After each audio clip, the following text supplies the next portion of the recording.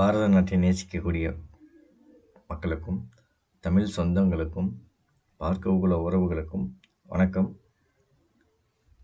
நான் ராஜ்குமார் சுருதிமான். நாம் இன்னைக்கு எக்ஸலில் பேசிக் கிளாஸில் இருந்து நம்ம தொடர்ந்து வகுப்புகள் எடுக்க போகிறோம்.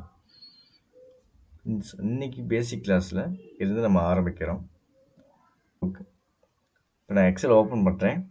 ஸோ எக்ஸல் ஓப்பன் பண்ணும்போது உங்களுக்கு இது மாதிரி தான் வியூ வரும். ஸோ உங்களுக்கு எக்ஸல் ஓப்பன் ஆகிறதுக்கு உண்டான ஒரு ஸ்க்ரீன் வந்திருக்கு. ஸோ இங்கே நமக்கு எக்ஸலில் டெம்ப்ளேட்ஸ் நிறையா கொடுத்துருக்காங்க.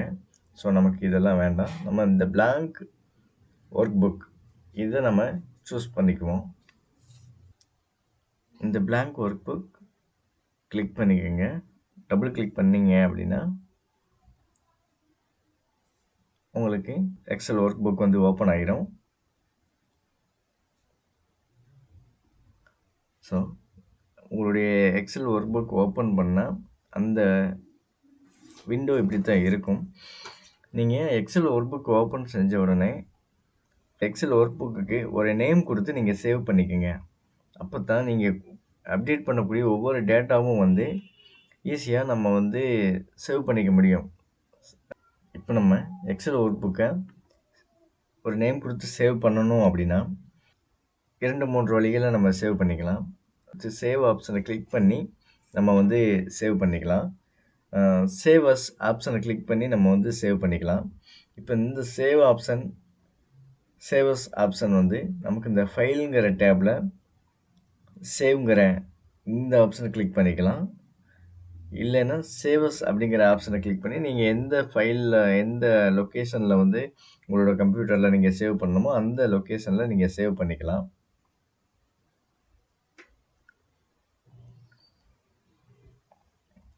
இல்லை அப்படின்னா இங்கே நமக்கு டாப்பில் சேவ் அப்படிங்கிற ஐக்கான் கொடுத்துருக்காங்க. ஸோ அதில் நீங்கள் பார்த்தீங்கன்னா தெரியும், Ctrl+S அப்படின்னு கொடுத்துருக்காங்க. அது ஒரு ஷார்ட்கட், ஒரு சேவ் பண்ணுறதுக்கு உண்டான ஒரு ஷார்ட்கட். Ctrl+S, கண்ட்ரோலை ப்ரெஸ் பண்ணிவிட்டு நீங்கள் எஸ் பட்டனை ப்ரெஸ் பண்ணீங்க அப்படின்னா உங்களுக்கு அது சேவ் ஆகிரும். ஸோ Ctrl+S அப்படிங்கிற இந்த ஐக்கானை நம்ம சேவ் கிளிக் பண்ணும்போது உங்களுக்கு டைரெக்டாக சேவஸ் அப்படின்னுங்கிற அந்த ஆப்ஷன் வழியாக உள்ளே போயிடுது. ஸோ நீங்கள் இங்கே உங்கள் பிசியில் எங்கே நீங்கள் சேவ் பண்ணுறீங்க அப்படிங்கிறத நீங்கள் அந்த எந்த லொக்கேஷனில் சேவ் பண்ணுறீங்களோ அந்த லொக்கேஷனில் நீங்கள் சேவ் பண்ணிக்கலாம். திஸ் பிசி அப்படிங்கிற அந்த ஆப்ஷனை கிளிக் பண்ணும்போது உங்களுக்கு உங்களோட பிசியில் உள்ள லொக்கேஷன் ஓப்பன் ஆகும். நீங்கள் அதில் நீங்கள் எங்கே வேணாலும் நீங்கள் கொடுத்து சேவ் பண்ணிக்கலாம்.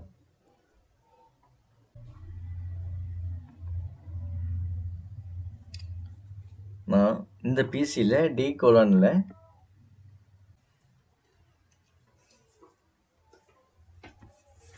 நம்மளோட சேனல் ஃபோல்டர்லேயே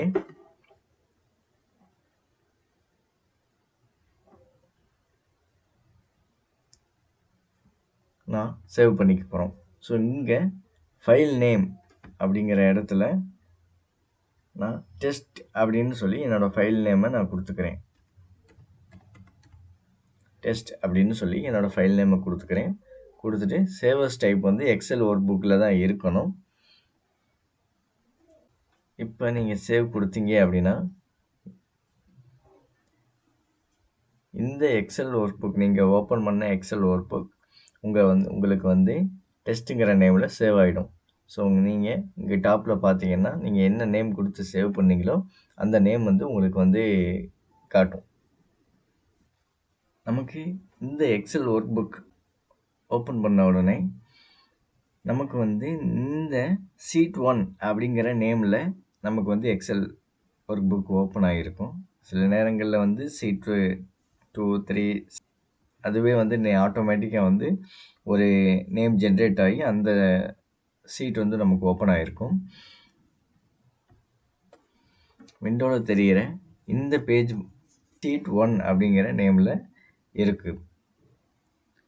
நம்ம இதே மாதிரி ஷீட் 1 மாதிரியே நம்ம வந்து எத்தனை ஷீட் வேணாலும் ஓப்பன் பண்ணிக்கலாம். ஒரு எக்ஸல் புக்கில் எத்தனை ஷீட் வேணாலும் நம்ம ஓப்பன் பண்ணிக்கலாம். இந்த ப்ளஸ் ஆப்ஷனை கிளிக் பண்ணால் நியூ ஷீட் அப்படிங்கிறது இங்கே காட்டுதுங்களா? இதை கிளிக் பண்ணிங்கன்னா உங்களுக்கு வந்து அடுத்தடுத்து வந்து ஆட்டோமேட்டிக்காக வந்து ஒரு நேமில் வந்து உங்களுக்கு எக்ஸல் ஷீட்ஸ் எல்லாம் ஓப்பன் ஆகும். ஸோ இந்த ஷீட்ஸுக்கு நீங்கள் நேம் வந்து சேஞ்ச் பண்ணிக்கலாம். ஸோ இதை டபுள் கிளிக் பண்ணிங்கன்னா இங்கே வந்து நேம் சேஞ்ச் பண்ணிக்கலாம். டேட்டா அப்படிங்கிற நேம் வந்து நான் வந்து இந்த ஷீட்டுக்கு வந்து நான் கொடுத்துக்கிறேன். ரைட் கிளிக் அந்த ஷீட்டை வந்து நீங்கள் செலக்ட் பண்ணிவிட்டு ரைட் கிளிக்கு பண்ணிங்க அப்படின்னா உங்கள் மவுஸில் நீங்கள் வந்து இங்கே ரீநேம்ங்கிற ஆப்ஷன் காமிக்குது. இந்த ஆப்ஷனை கிளிக் பண்ணியும் நீங்கள் வந்து நேமை வந்து சேஞ்ச் பண்ணிக்கலாம். இங்கே மாஸ்டர் அப்படிங்கிற மாதிரி நான் வந்து நேம் கொடுத்துக்கிறேன். ஸோ இங்கே 3வது ஒரு ஷீட் இருக்குது, அதுக்கு நான் ஒரு ரிசல்ட் அப்படிங்கிற மாதிரி வந்து ஒரு நேம் வந்து நான் சேஞ்ச் பண்ணிக்கிறேன். சரிங்களா? எக்ஸல் ஒர்க் புக்கில் ஓப்பன் பண்ணக்கூடிய ஷீட் எப்படி நேம் கொடுக்குறது அப்படின்னு நம்ம பார்த்துட்டோம்.